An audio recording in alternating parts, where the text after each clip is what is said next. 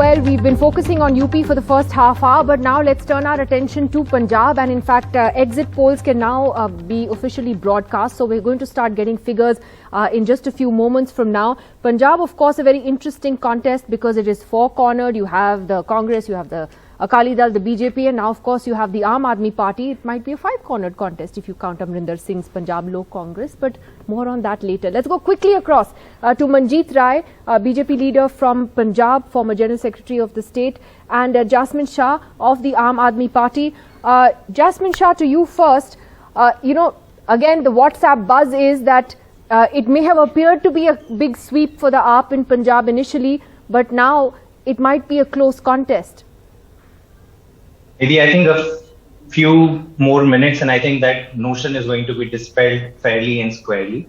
I think anybody who has reported, as Vasu and Sanket and many others from NDTV have on the ground, you could only hear one word that dominated the poll season, which is badlav.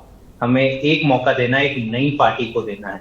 And the election campaigns of all the parties reflected that. It was only the Aadmi party that was fighting the election on real issues on the basis of its work, saying that हमने दिल्ली में काम किया और यहाँ पे भी हम यही काम करेंगे. If you heard Congress never for once said that, look, we have done something fantastic and therefore vote for us. It was all about this and that issues. In fact, similarly, the Akali Dal never talked about its past work in Punjab. So it's going to be very clear. Punjab results are going to be a new dawn for not just AAP but for the national politics. But but Jasmine, the point is that if that was the case, how would you explain this big drop in the turnout, down almost 6% in Punjab?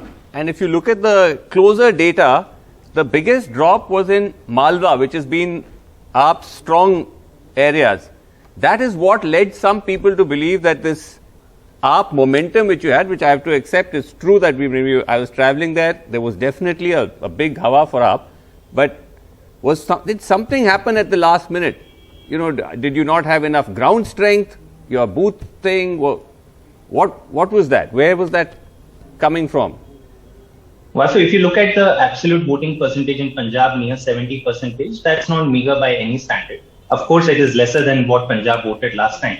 But the fact that it was dominated by Malwa's turnout also shows that जब election एक तरफा होता है, many people do not tend to go out, those on the margins. So probably the seats where the elections were a little more tight, you saw higher turnout. Malwa has always been a strong base for Aadmi party.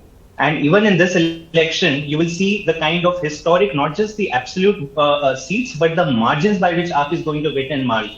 And probably that is the one reason that comes to my mind why Malwa voted less than the last. Right. We have Manjeet Rai of the BJP as well. Manjeet ji, Nidhi, just 1 second before we go to Manjeet Rai. First numbers. I think the first numbers are starting to come out, and I think this is coming from Uttarakhand. I mean, it's sort of constantly rotating. So you've got some polls from Punjab and you've got some polls from Uttarakhand. So Punjab, it looks like Aadmi party is actually getting a majority. That's what it looks like. Is that right? 56 to 61. 56 from what I can see. To 61 from what we can see. I'm struggling to read that. Okay, because if that's the case, that's interesting because that's just short of the half. I mean, 59 is the halfway. So that's just short of the halfway mark. So it's actually showing, the numbers seem to suggest, Didi, that the Akalis and the Congress are not doing that badly. Look at that, 20-something, 22 to 25 for the Congress and similar for the Akalis. Okay, so the first numbers, Manjeet ji, just to get your first comments from the BJP, Amit Shah had an interesting comment the other day. He says the BJP will win all the other states and it will do better in Punjab. Is that an acknowledgement that Punjab continues to remain a challenge for your party? जी बिल्कुल, जो हमारे माननीय गृह मंत्री जी ने कहा बिल्कुल सही है और ऑलमोस्ट रिजल्ट ऐसा ही आएगा जैसा उन्होंने एक्सपेक्ट किया और हमारे पंजाब में पहले से हम मच बेटर करेंगे और सरकार के लिए जो है ये आ रहा, मैं इस डाटा से कि आप स्वीप कर रहा है, मैं इससे सहमत नहीं हूं.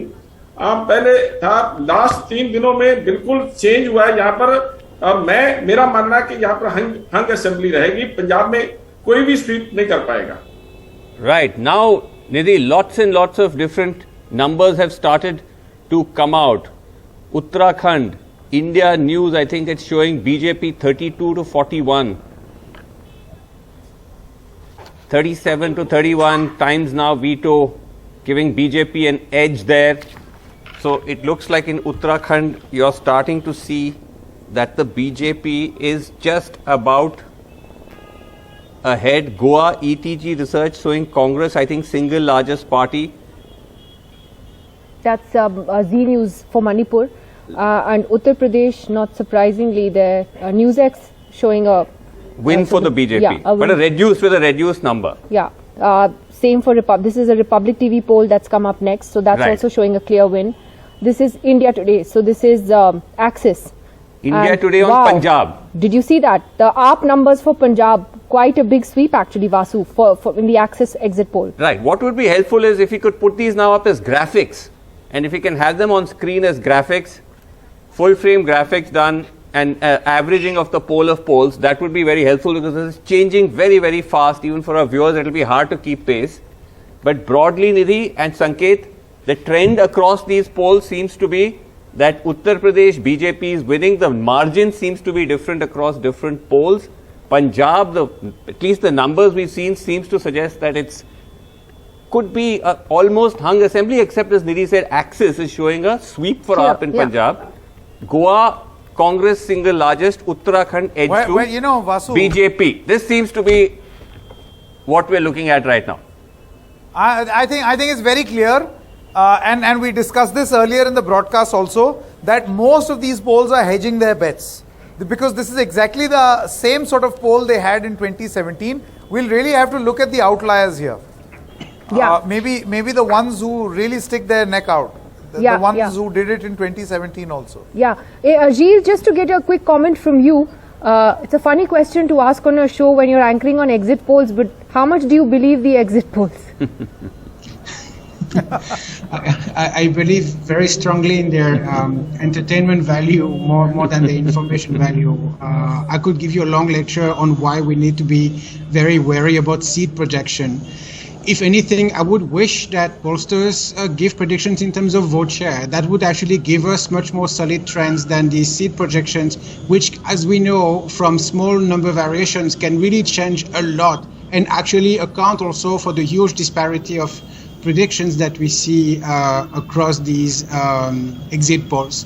So while altogether, and the way you do it is the right way to look at all polls, at once, rather than, pick the one you like, one still need to be very cautious about those results. Right. The other thing which could be interesting, Nidhi and Sanket, is that if we are starting to see some hung scenarios or close scenarios emerge in Goa, possibly in Punjab, maybe it's getting close in Uttarakhand, is that you could have a kind of a poll after, you'll have a khela hobe after the results come out. And that's why you're starting to see the Congress has already started to try and ring fence its MLAs. They've sent top leaders like DK Shivkumar and Bhupesh Baghel to Uttarakhand and Goa to start perhaps booking some resorts and trying to, remind them of the pledges they took. Goa was extraordinary. You actually had MLAs who were made to take pledges in mandirs, churches and dargahs and sign affidavits saying, I won't jump ship. So there could be... Even in Manipur actually, Vasu. Right. Even in Manipur. I think we also have Rohan Gupta of the Congress Party with us. Okay, I think we'll come to Rohan in just a moment. Just wanted to get a sense of Punjab. Actually, the numbers are really sort of coming in very quickly, as you said, Vasu and Sanket. But at the moment, the three big polls on UP from Republic TV, ETG Research, I don't know what channel that is, and then NewsX, which is with Polstrat, all of them, the range is from, well, it's quite a range. Can I tell you something? 211 to Nidhi as well as 277. I mean, look at that range. Yeah. Yes, Sanket. Yeah, this is a huge range. This is more of a joke than a range actually. The point really is going to be, Vasu and Nidhi, on the vote percentage. I think one of the panelists mentioned this, more than the seat projection, it is the vote percentage, because that's what matters. Now here are a few numbers based on our research. In 2017, the BSP managed a 22% vote share. The Samajwadi Party managed a 22% vote share, but the BJP had a 39% vote share. Yeah. And that took them to 325, their alliance. In 2012, the Samajwadi Party managed a 225 seats, only with 29% vote share. Do you see, in terms of percentage, their vote share did not come dramatically or drastically down. No, Cut that's to true, 2007, Sanket. an election that I covered, Yeah. the Bahujan Samaj Party and their social engineering got 30.5% vote share and only 206 seats. So, seat projection versus vote percentage, who gets how many votes, is going to be very important. And here is where people like OAC, Baburam Khushwaha, many other players in this equation will come into the mix. No, also, I call Sanket, it remember, the Narazgi vote bank. We've been having a discussion, and maybe in future we'll talk about this big Narazgi vote bank of Uttar Pradesh. Also, Sanket, and It's Nidhi, very remember that interesting. last time in 2017, the Samajwadi Party was also fighting much less seats because it was in alliance with the Congress. Yeah. So it was only fighting 300 seats. It's fighting many With the more seats Congress, now. yeah. So the 2017 vote share of the SP is a little misleading. But Nidhi, Sanket, I think big picture, let's look at what is from these initial trends that we're getting. What are the big, one is, if the BJP is coming back to power in Uttar Pradesh, that's a huge thing. Because I don't think any party has won 2 successive polls in Uttar Pradesh for the longest time. Gilles may have the exact figure when this last happened. I, for the life of me, can't remember. I mean, 1985. where? Sorry? No, it's happened, but you never had a chief minister serving 2 consecutive terms. That's never happened since GB Pant. But the BJP did win consecutive elections. The BSP, BJP actually had a succession of short-term coalitions. So you can find precedents. But no chief minister has served 2 consecutive terms. No It's chief certainly not- minister served 2 consecutive terms. That would be a big historic thing. Number one, Aam Aadmi Party winning Punjab, if that indeed is what is going to happen, that again is a massive. I mean, for a new party, a recent party like AAP to win a big state like Punjab, within about a decade, a year or 10 years of its formation, that's a huge step. Let's get Jasmine to comment on that. Let's get before that, Nidhi, just one last Yeah. quick comment. The other big takeaway is Congress, because Congress is, as always, looking the most shaky here. It looks like they're not going to be able to win Uttarakhand. It looks like they're not going to be win Manipur. At best, they may end up, and they're losing Punjab. At best, they may end up as single largest in Although Goa. I have to I just point out that the ABP News C voter poll is the Yes. only one that's actually giving the Congress an edge in Uttarakhand, between Okay. 32 to 38 seats. Close, it's very close, and they're giving the BJP between 26 and 32. Right. So that seems to be the one poll. And even if you look at the ETG research poll for Uttarakhand, it's going up to 32 for the Congress versus 37 for the BJP. So again, Close. Uttarakhand seems to be a little closer. Close. That's why Bhupesh Baghel is on his way there, Right. the private jet perhaps. But also, as I was saying, Nidhi and Sanket, that this should have been, for the taking for the Congress. Yeah. 3 chief ministers, the BJP is replaced. You have a strong leader like Harish Rawat, but you're still hanging on at the edge. Yeah. So, just so to get Jasmine, these are the big takeaways. Yeah, Jasmine, I mean, in terms of how important an AAP victory would be in Punjab if that does happen, would that clearly set AAP on its sights for bigger national ambitions? You're already doing it by contesting in Uttarakhand and looking at Goa and elsewhere. But do you think that the AAP would really seek to expand? And it's not going to be easy to do that either. It's, to replace the cadre or try to replace the cadre of a party like the Congress on the ground.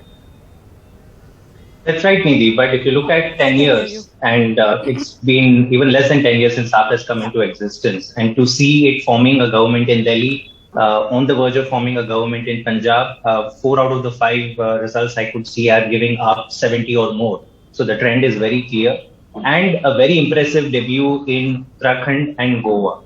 Not one party with a national ambition has accomplished that in the last 75 years. And it very clearly shows that there is a huge vacuum at the national level. There is absolutely no one who is standing for the aspirations of the people, and they see hope in AAP.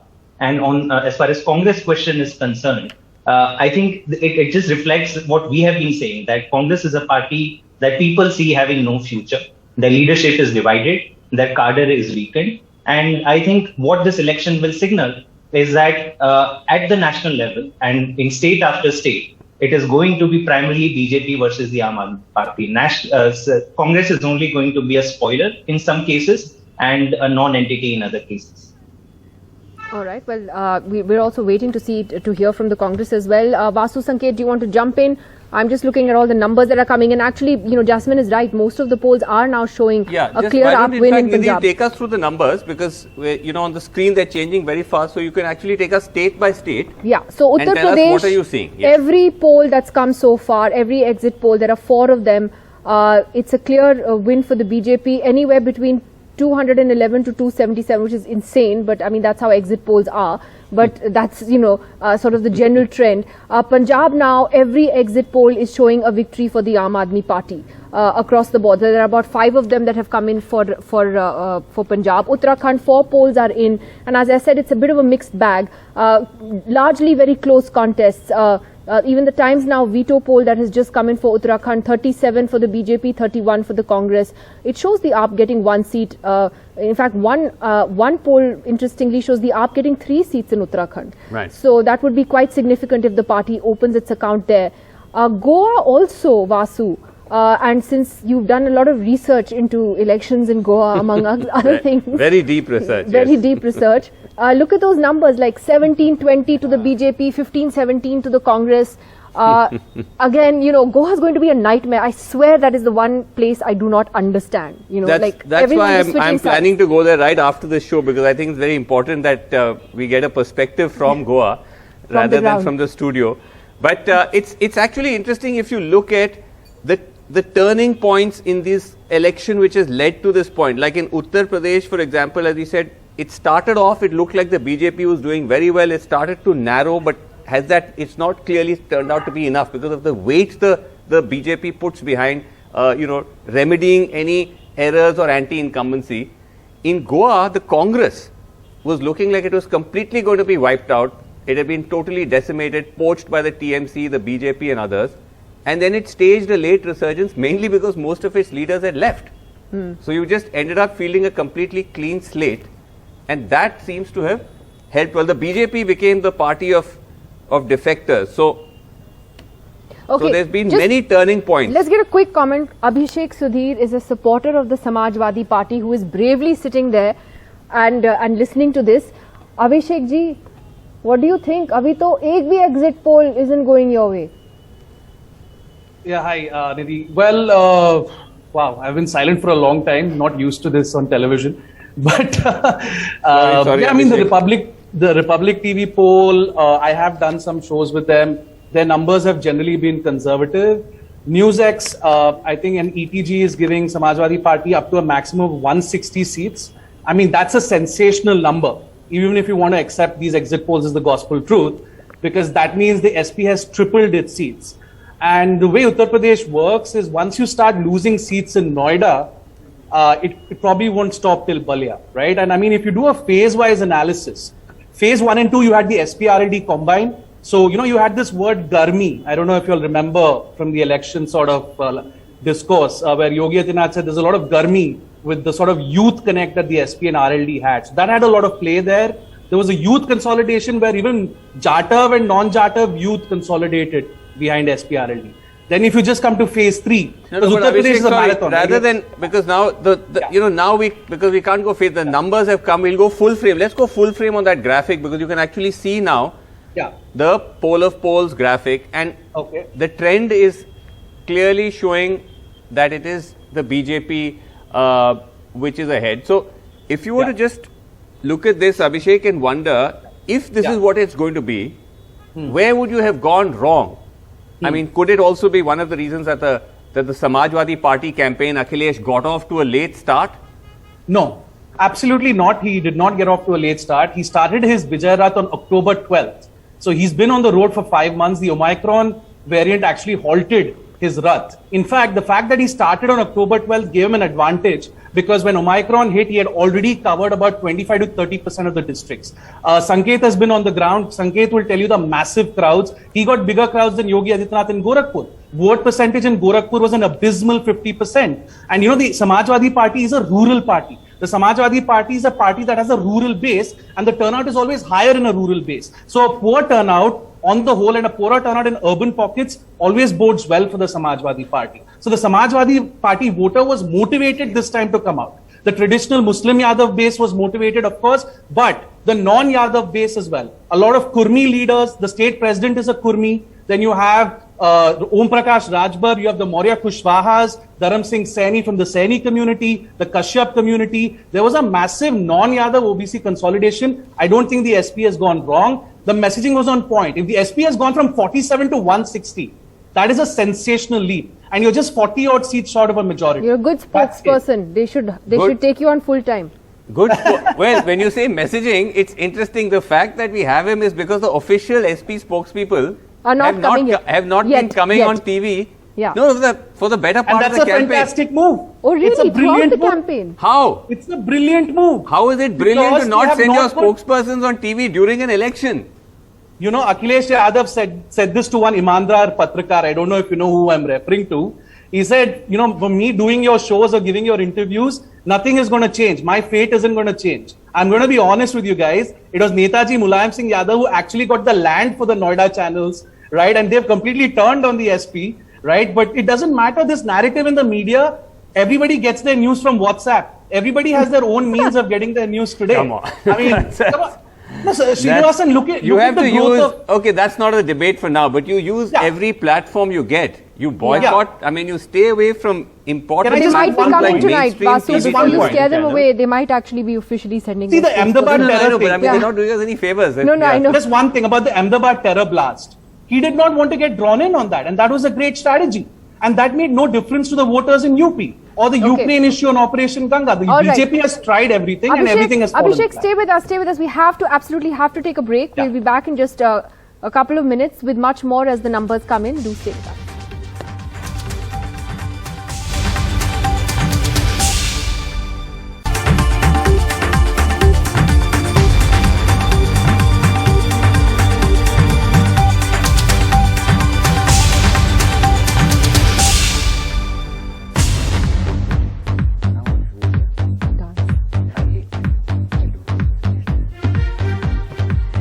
Welcome back. You are watching the poll of exit poll. So if you don't want to switch between every other channel and see what individual agencies are saying, we've got all of the polls right here for you. This is like one place where you get all the dishes off the menu. I don't know what else to say. But I said, no, it is a 5-in-1 package. yeah, exactly. One So for- let us look at the poll of polls because we already have so many of them in Vasu, and it's pretty clear as far as Uttar Pradesh is concerned. Every exit poll is showing a clear victory for the BJP. The numbers are certainly going, sort of swinging wildly between 211 and 277, but it is showing a clear victory for the BJP. So this is huge because as Gilles Vernier, Trivedi Center, was with us earlier, is telling us, this could be the first time that a chief minister serves 2 successive terms, full terms, since the time of GB Pant. This is after independence. So this is a massive achievement of the BJP. Even if, Nidhi, the numbers have come down, so from 300, the average now is 230 to them. Big increase for the SP from 47. They're now 3 times as many. They've gone up to 150, but not enough to actually defeat the BJP. But the BJP will take it, even at 230, even at 240, as long as they've crossed the halfway mark. Yeah, a win Jo is a win. Jeeta wo Sikandar, and that's a big, win big is a win. win. And then, of course, you have the big story from Punjab, which is that every poll is showing a victory of the Aam Aadmi Party. Again, the numbers are sort of, is it going to be 61 or is it going to be as high as 90? The Axis exit poll on India Today goes up to 90 seats for the Aam Aadmi Party. So, if you look at the average now, it's a clear win for the AAP, Vasu. That's again another kind of, like UP, this is again kind of historic because you've got a new party, a kind of startup party that's going to come to power in a big state. And if the AAP, this is showing, halfway mark is 59, AAP is at 68. That's going to actually, Nidhi, in from the national politics, because AAP is now looking to expand, and this is going to give it a big boost as it tries to get into states where the Congress is weak. This is a huge story coming out of this election. Okay, let's look now at Uttarakhand, where you have, I mean, ideally, again, as we are talking about how this should actually have been a win for the Congress, because Uttarakhand has always changed governments since the formation of the state for the past 2 decades.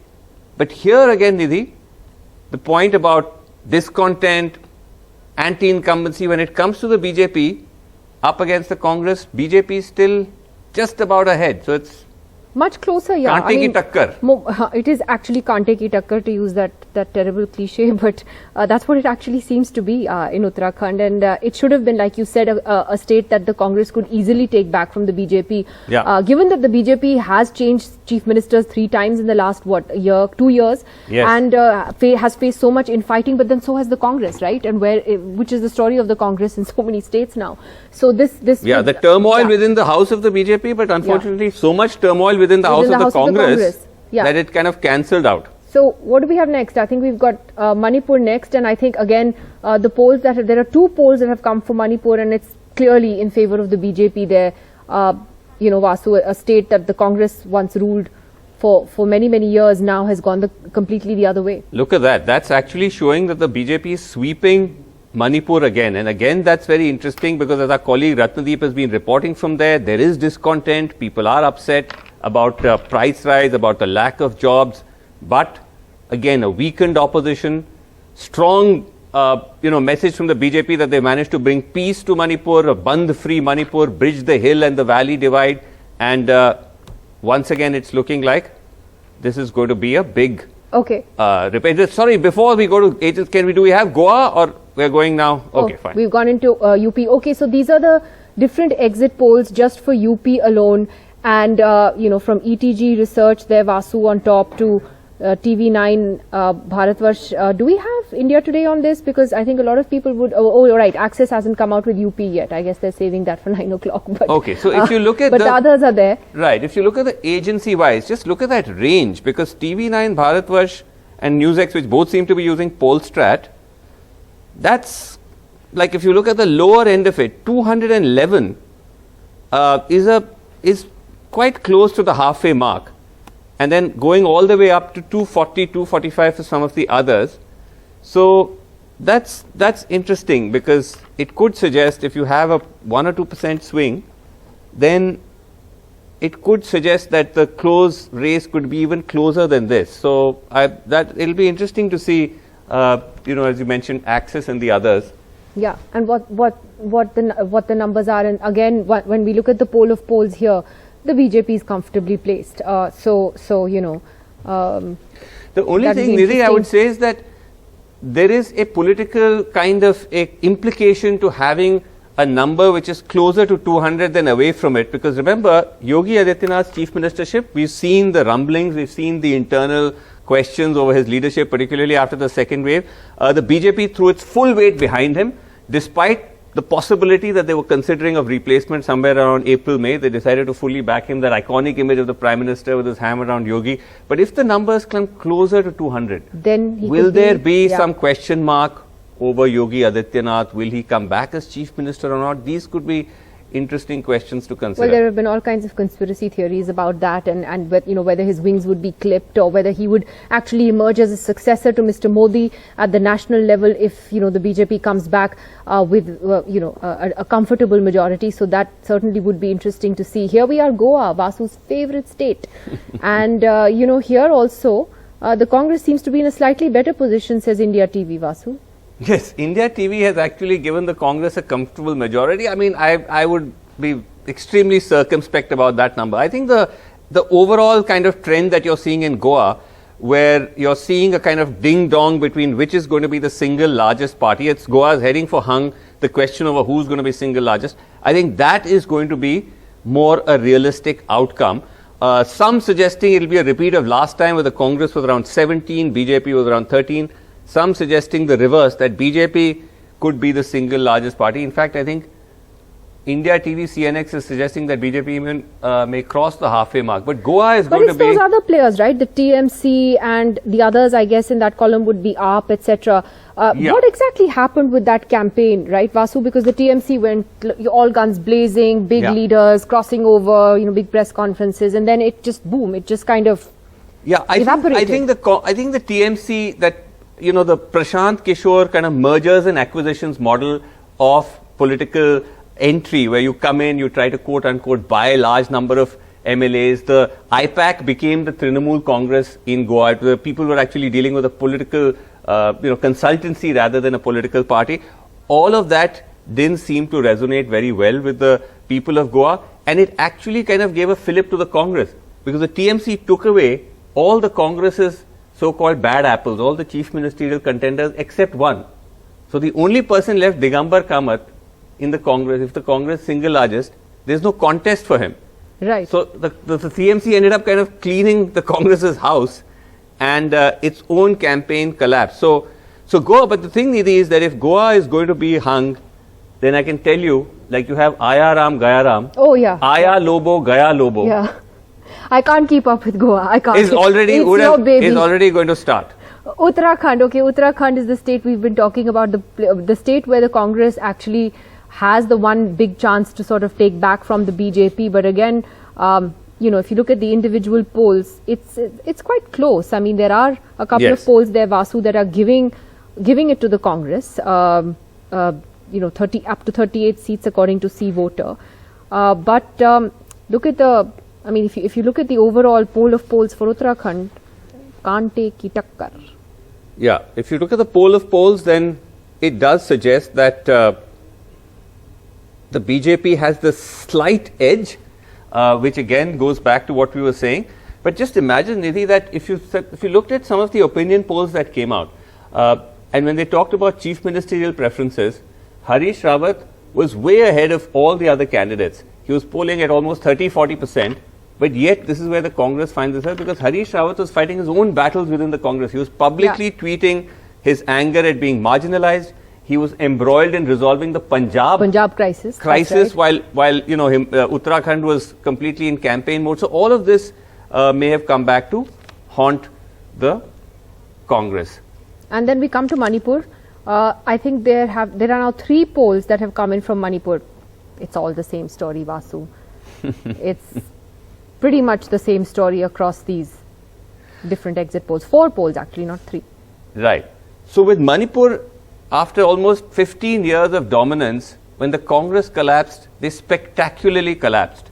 So not only did you have Biren Singh, who's of course the current chief minister of the BJP, former football player, who crosses over to the BJP, but since 2017, large numbers of Congress MLAs have left and joined the BJP, as we're seeing in state after state. And so the Congress really has been a rudderless ship in Manipur. The BJP, meanwhile, has thrown everything at retaining yet another northeastern state. And so, Nidhi, what we could be seeing in Manipur is what we are seeing in other northeastern states. As the Congress starts to collapse in places like Tripura and Meghalaya, the Trinamool Congress has come in and started to occupy that opposition space. After this, if this is going to be the outcome, you're likely to see that now in Manipur as well. Yeah, and like we were saying right at the beginning, bigger national implications ahead of 2024. Again, if the AAP does actually win Punjab by a landslide, Mamta's already done it in Bengal. So what is it going to mean for the shape that the opposition coalition takes ahead of 2024? And is it going to be minus the Congress, as KCR and others so hope that it would be? We have Dr. Swaran from the Congress party actually joining us now. Gilles is still with us. Dr. Swaran, doesn't look that great for the Congress overall, does it? No, I think it's too premature to come to a conclusion that Congress is doing bad. But as far as what our initial understanding, I think excepting in Uttar Pradesh, in all other 3 states, Congress is likely to do very well, and in fact likely to come to power. You might not agree with me, because the kind of surveys that you are anchoring on probably are indicating a different story. But our understanding, I think we are going to do very well, and even in Uttar Pradesh we are going to do very well in terms of crossing a double digit. And BJP, which is claiming itself as an unstoppable, unconquerable, likely to lose their power in Uttar Pradesh. And I think the waves of change commence, I think, with the outcome of these 4 states is what believes. Right. Sorry, Dr. Swan, just to get a sense from you, when you said that the Congress will do better in Uttar Pradesh as well, what is the definition of better? Is it to cross 10? 20? What is it? You know, one thing, you have to accept the fact that Congress has contested for the first time in almost 400 constituencies, brought in a new narrative which was never existed in Uttar Pradesh called women empowerment and as many women campaign. Number two is that quite thoroughly under the leadership of exposed the misdeeds of Mr. Now, end of the day, it's people who choose they have to. And I think people have decided to keep cannot anything back. Probably SP, but yes, that change, whatever that you're likely to see, I think Congress has done it best. Okay. Gilles, let's just get a quick comment from you, stepping back and when you're looking at these numbers, in a way, this broadly conforms, Gilles, to the general understanding of how these elections were going to go. The general sense was UP was going to go to the BJP and they may end up holding on to Uttarakhand as well. Manipur is in the bag.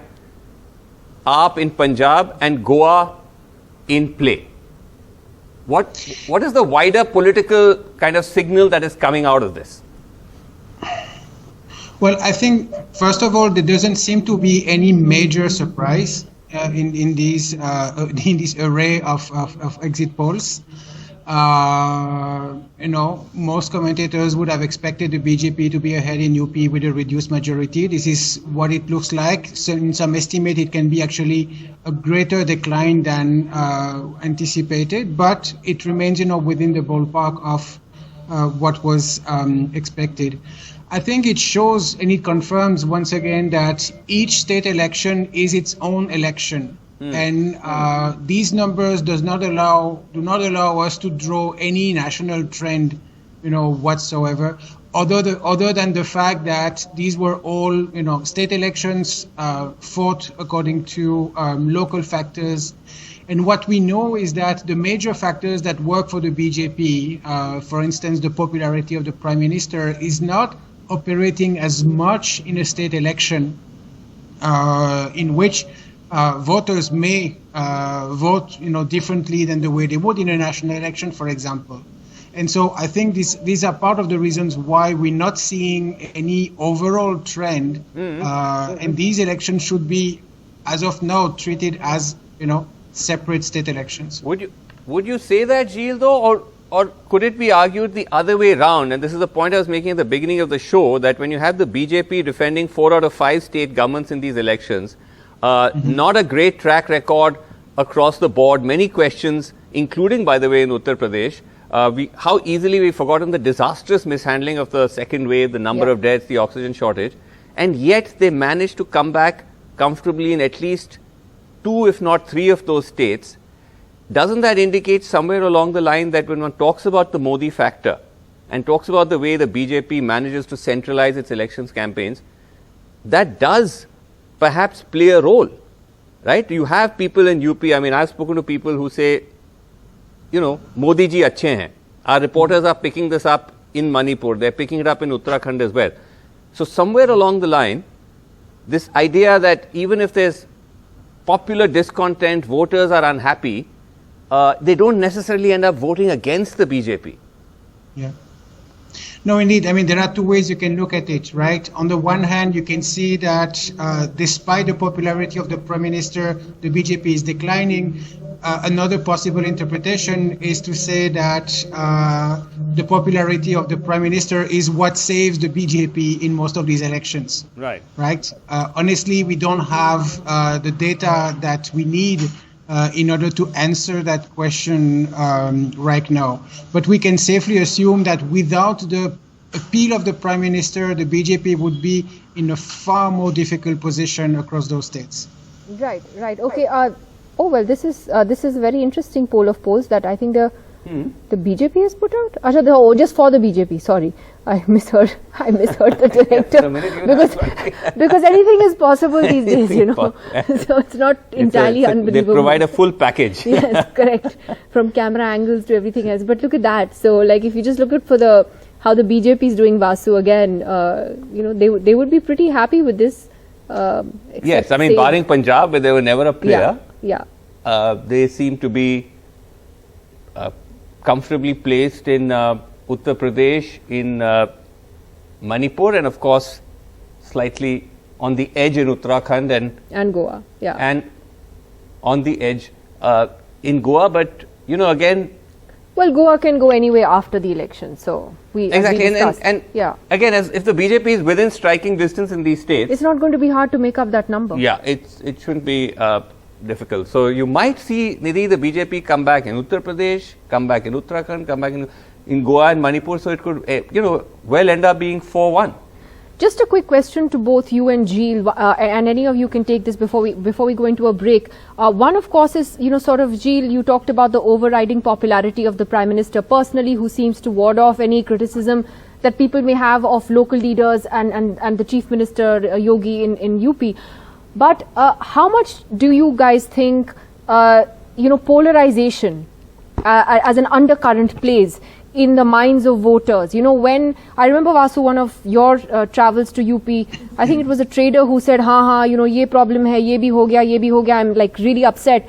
But, he's the Hindu, he's the guy who's going to take care of us Hindus, right? So how much of that is a factor among voters? Look, there's no doubt that, in fact, I have a line on this. I said that the BJP's campaign in Uttar Pradesh is based on 5 H's. There's hate, Hindutva, highways, handouts and hero worship. And hate and Hindutva can be interchangeable. They have run RIP or mentions. a very, I would say, a very, very virulent and strident communal campaign. The messaging has been perhaps even more than last time. So there's not only been, Abbajan and Kabristan, Shamshan Ghat, but Yogi Adityanath even said ye 80-20 ka election hoga, which is, even by the BJP standards, quite extreme. So I don't think that these things can be entirely discounted, particularly under the present BJP dispensation. If you look at the language and the messaging of the BJP, you almost feel like sometimes you're entering a Dharam Sansad, not a political rally. So all of that is there. The BJP will of course deny this. They say that it's very much on the basis of Vikas and infrastructure and all of that. But that's the current nature of you get both. You get the hate, you get the Hindutva, and you also get the highways and the handouts and the free rations. So it's definitely acting very much as a kind of... Also a package deal. It is definitely coming out of, and it says it goes, as you mentioned, to some extent to diffuse voter anger. You talked about this businessman that we met in Kanpur. We met somebody in one of the districts just outside Banaras, and he's from the Bhumiyar community. They're upset that their community has got less seats this time than earlier. They're Kattar BJP voters, and he said, we will consider crossing, but Jai Shri Ram के वजह से हम रुके हुए हैं. So that's it. जय श्री राम ने हम सबको एक कर दिया है. जय श्री राम के वजह से हम रुके हुए हैं. Okay, I think before we go into a break, let's just introduce Ghanshyam Tiwari. The Samajwadi Party has decided to speak. Resurfaced. Finally, it has resurfaced on Indian television along with me and Javed Ansari, who's joining us, who's covered elections extensively for many, many decades. We're going to come to you both after a very quick break. Let us take the ads, very important. We'll be back in 2 minutes to talk to both of you. Thank you.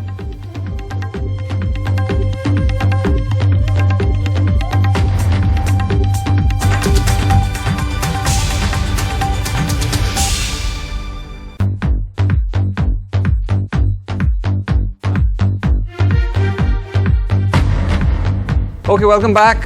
We are now just going to quickly take you through all the different poll of polls of the averages of the different states that have started to come out, starting off with Uttar Pradesh, where the average does seem to suggest the BJP is going to make a historic return to power. After a long gap, you're going to see party come back to power after completing a full term. That's the average. 231 to the BJP. Big increase for the SP, 151. But not good enough. Let's move to the next state in Punjab, where there's another big story. Aadmi Party winning a huge state outside of Delhi. The Congress losing power, losing yet another state. In Uttarakhand, the Congress not fully able to unseat the BJP government despite all the internal turmoil. The BJP with a slight edge. In Goa, it looks again extremely tight. The BJP government there holding Congress and BJP neck and neck, and in Manipur though, the BJP managing to comfortably sail through. Let's go across to our panelists. Vasu, it's a great panel this evening. Let's first go across to Ghanshyam Tiwari. Welcome, Ghanshyam ji. I believe the Samajwadi Party has ended a moratorium on television. So, Nidhi, before you ask, I want to ask Ghanshyam why? Why were you so angry? No, why? Yeah, why? I don't know about angry. Why did you go off air? What was the worry? Now you can tell us. Well, I think this is an election of two parallel narratives. Good evening to every one of your viewers and every co-panelist. And first and foremost, I want to thank the Election Commission and everyone who's involved in this mammoth election process. And it is great that India has been able to conduct elections in these 5 states in the backdrop of COVID multiple waves. So as far as Samajwadi Party going off television, it became clear to us that this is an election of two narratives. One is focus on what people need, which is jobs. Price rise is a challenge, and politics of harmony and hope. And the other is the politics of deceit, hate, and disharmony that BJP practices, and the one of putting propaganda on top of reality. So in these parallel narratives, it is by now clear that there are several popular media channels that help BJP propagate that narrative. We believe that it is good to keep the focus on our ground campaign, which was massive, so as you've seen. Right. So, Ghanshyam Tiwari, what is your first reaction? Because all these exit polls are showing a clear win for the BJP in UP. Well, my first reaction is that the exit polls communicate 2 stories. One, and the primary story is that it is neck to neck in most states. That is one that I read from the exit polls. And second, that exit polls in many places are similar to what the opinion polls were saying. And we said the same thing about opinion polls that we are saying about exit polls. That this is an election where people are fighting the Bharatiya Janata Party, and no party in India has been able to defeat people of India. I do not think that a party that shrugs the agenda of jobs, that terrorizes common man, that shrugs the misery of price rise, that deceives farmers can win elections. So I think that exit polls may show a contest, but on the ground we have not seen a contest. We will have a thumping majority on 10th March. Okay. Yogendra Yadav is also with us. We've also got Geeta Bhatt, supports BJP RSS here with us. Yogendra, thanks. Good to have you on. Yogendra, before we talk a little bit more about the area which you've been focused on, which is farmers, and kind of looking at how that may or may not have resonated in these elections, just first, just an overview comment from you by looking at these numbers. As we've been saying, this was broadly what people expected. BJP in UP, in Manipur, tight in Goa and in Uttarakhand, and AAP is going Punjab's way. What strands or messages at all that you think would you take away from this? Vasu, since we are looking at exit polls and we are looking at average of various kinds of exit polls, yes. To my mind, the only thing about which we can be reasonably certain by now is Punjab. I think it's fair, it's safe enough to say, even at this stage, that it is a one-sided race in Punjab and that Aam Aadmi Party appears to be headed comfortably for a majority plus.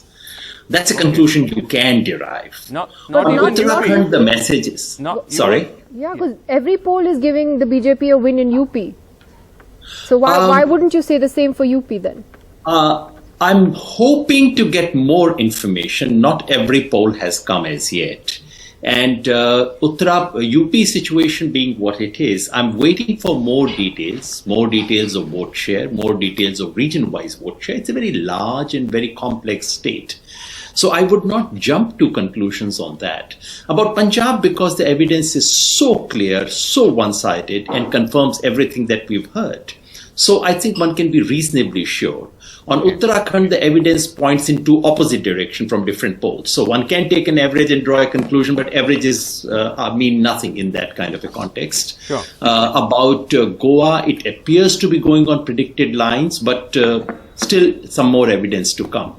On Uttar Pradesh, because it's a very large state, because the evidence coming from different regions appears to be very, very different.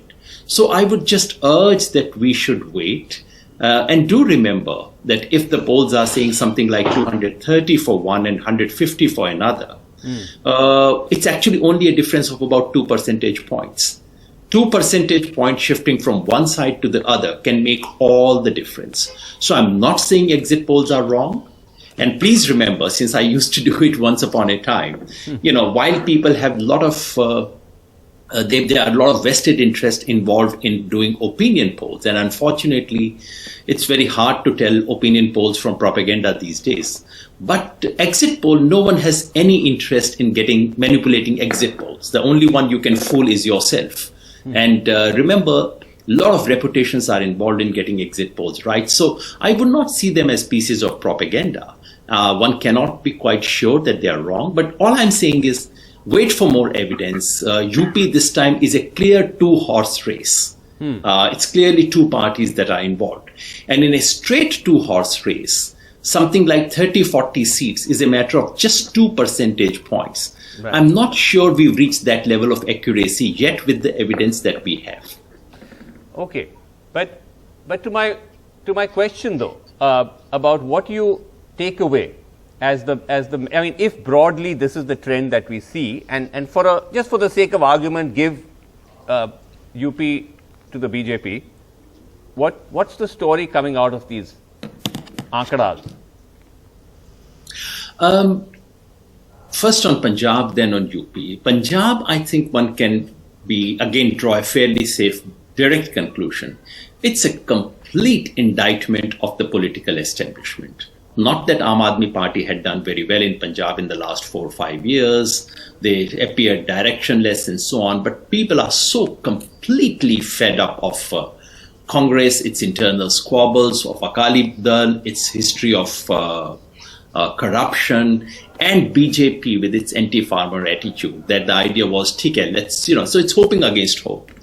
On Uttar Pradesh, if BJP surges ahead, then it would seem that it's actually a vote, to my mind, against the governance record, because this was an election for Samajwadi Party to lose.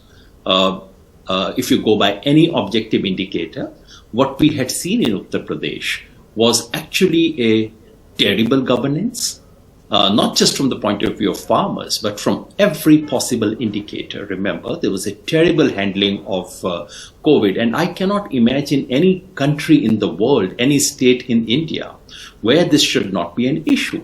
Right. But it seems that the opposition did not manage, and that was my impression, I wrote about it, that many of these issues, which should have been issues in Uttar Pradesh election, did not look like issues on the ground, which points to an opposition's failure to be able to convert that into real issues. But this, as I again say, it's very, very premature.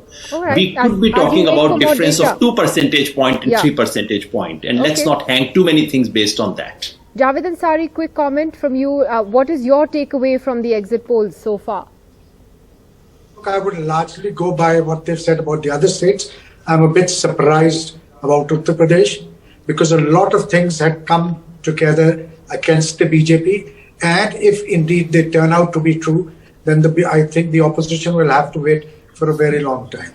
Because look at the farmers' agitation in the West, the alliances that the Samajwadi Party has stretched up, the broad basing of the social base, the issue of stray cattle, the issue of pension, the general discontent, price rise, and also, of course, the mishandling of COVID. Yet, if after all this, the people in their wisdom or the lack of it have chosen BJP under Yogi Adityanath, then what can one say? Right. Can I say something there, Nidhi? Yeah, sure. To Javed Ansari. You see, Javed Sahab, the simple fact is that Samajwadi Party has gained a lot.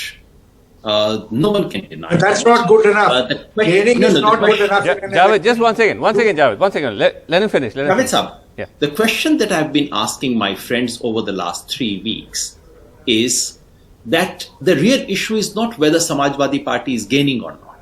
The real issue is how much is it gaining. Now remember, last time Samajwadi Party was stuck with 21% or so. Even if you took realistically, they were about 23-24%. Now for them, they needed to gain something like 13 percentage point to be able to come close to BJP and defeat it. So the question we should be asking is, have they gained that much? I don't know the exact vote share data coming from the exit polls so far. I'm sure all the exit poll data will show that Samajwadi Party has gained something like 8 to 10 percentage point.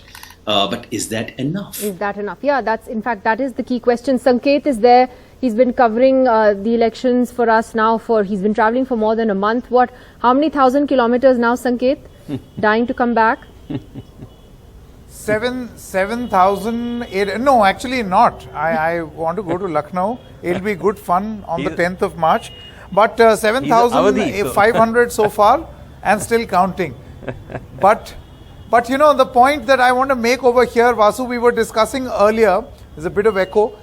We were discussing a little while earlier about a Narazgi vote bank. And I feel that this is going to be very crucial. There is a reason why I am calling this a Narazgi vote bank, and here is why it is important.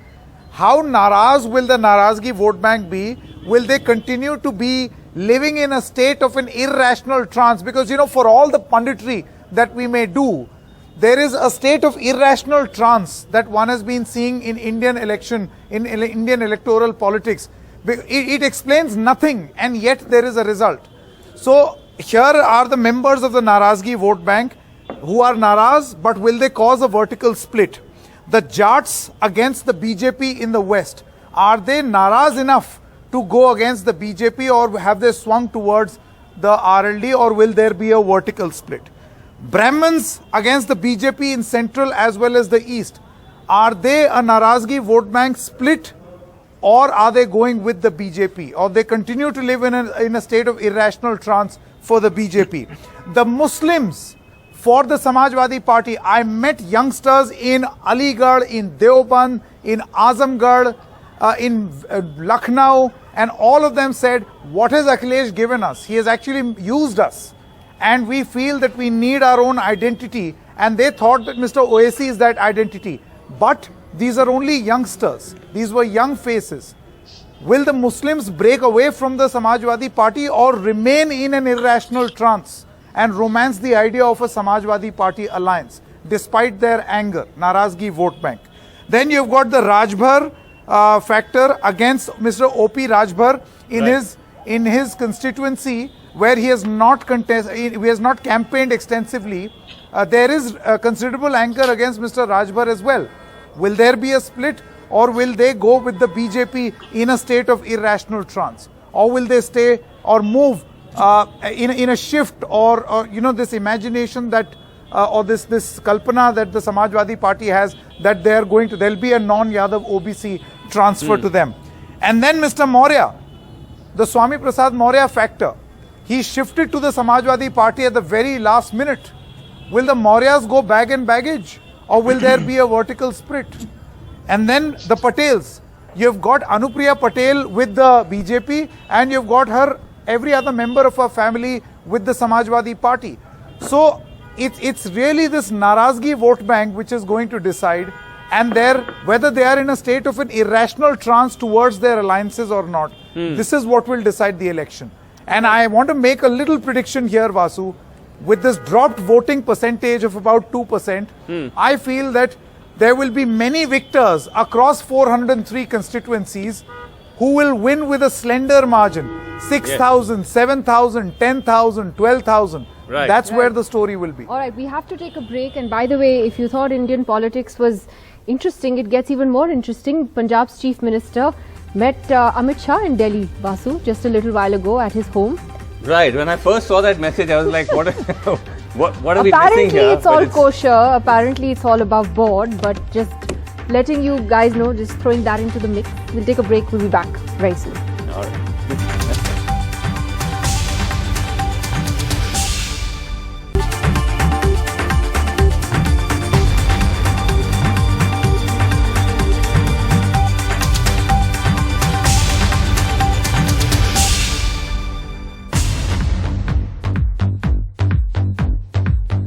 Welcome back to the poll of exit polls. Geeta Bhatt has been waiting patiently. Aarti Jairat is also with us. Geeta Bhatt, let me just go to you. So, you know, this point, if you look at it, BJP, it's really quite remarkable, as we've been saying, if the BJP is going to come back to power in Uttar Pradesh and also manage to hold on to Manipur and perhaps even Uttarakhand as well. And Goa, of course, is in play. But this argument that this sort of belies the conventional logic that the performance has not been great, particularly in UP. There's been a lot which one can question about the nature of the government and how it's been run. And yet the BJP manages to win because of the Modi factor, because of Hindutva. So this has more to do with sentiment and how the BJP plays those cards rather than governance. Well, Srinivasanji, thanks for having me on the show, and nice to see Nidhi back on NDTV. You see, I think it's always very exciting to talk about the exit polls because it is about predicting what is going to happen in the future. And as it is what you are sharing on the screen, it seems that BJP looks like in a comfortable position in 4 states, which somehow is not many people on this panel are very happy to see that from their comments. I could make out. But you see, the point is that... not comfortable position in all 4 states, by the way, just to tell you. Right. Yeah, most comfortable in UP and in Manipur, tight in Uttarakhand and Goa. But yeah, sorry, go ahead. Yeah, so in any case, it is just a prediction. So what is as a reality we'll come to know on 10th. But the fact remains that definitely the kind of circumstances, especially in the last 2 years, because of the COVID, such adverse circumstances, with the pandemic in place, in such difficult circumstances, in spite of that, people they want to see the Yogi government back in Uttar Pradesh as per the indications of the exit polls. It is something that this definitely shows that there has been some, positivity is there for the government in turn. And definitely it has to be in terms of governance. And of course, there are various other social, political issues in which the stand that the political party has taken, it resonates with the people.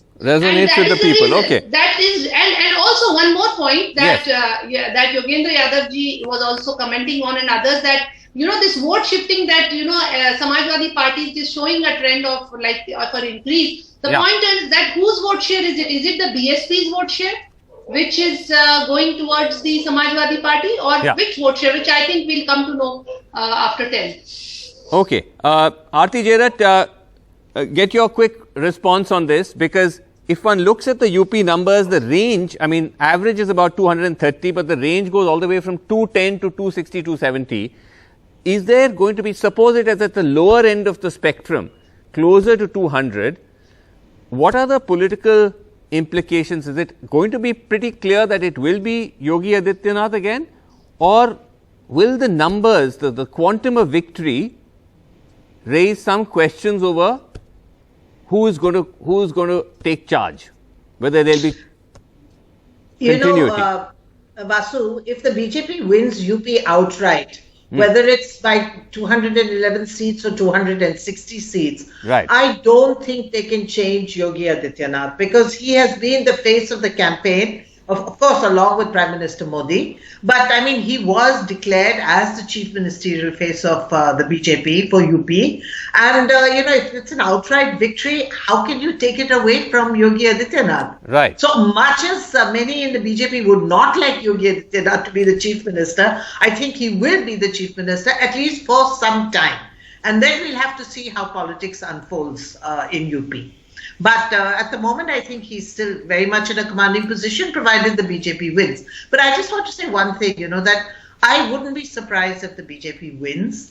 I think there's been a lot of dissatisfaction on the ground. But, there are 2-3 things that really work for the BJP. One, of course, is sentiment, as you mentioned. I mean, the very strong Hindu feeling, which the BJP has managed to cultivate over the last 7 years. Or actually, it's been an experiment since the early 90s. And, that has really seeped in. The second, of course, is the Prime Minister's own charisma and personality. And the third thing, which nobody's mentioned really, is that amazing electoral machinery that the BJP has. You know, they have a cadre on the ground. They've got boots on the ground. And it's just not just BJP, but it's RSS as well. And they have fanned out all over, and they have made sure that their vote comes out. Right. So although the vote share has, the voting percentage has fallen, I think the BJP's own cadre would be out. And that machinery, I'm afraid no other party has. That's what's seeing them through in Uttarakhand. That's probably what's seeing them through in Manipur. Probably will help them in Goa as well. They don't have it in Punjab, and that's why they're not a factor there. Okay. Interesting. Well, again, just taking a short break and then come back with more of this.